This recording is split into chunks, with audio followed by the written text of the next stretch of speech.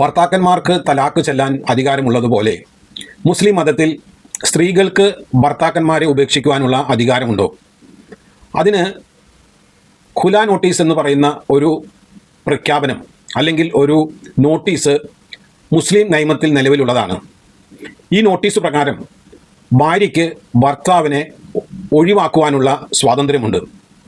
ഈ നോട്ടീസ് സാധാരണഗതിയിൽ ഭാര്യ ഭർത്താവിനെതിരെ അയക്കുന്ന ഒരു ഡിക്ലറേഷനാണ്.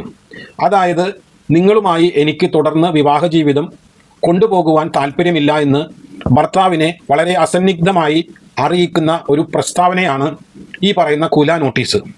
ഈ നോട്ടീസ് കിട്ടിക്കഴിഞ്ഞാൽ സ്വാഭാവികമായും ഭർത്താവിന് അത് സ്വീകരിക്കുകയോ അത് തള്ളുകയോ ചെയ്യാം.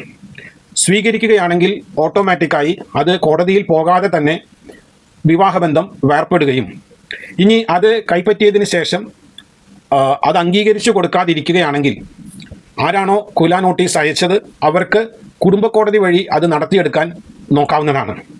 ഇനി കുടുംബക്കോടതിയിൽ ചെന്നാൽ കുടുംബക്കോടതി ആദ്യമേ തന്നെ ചെയ്യുക, കുടുംബക്കോടതിയുടേതായ രീതിയിൽ ഒരു ഖുലാ നോട്ടീസ് അയക്കും.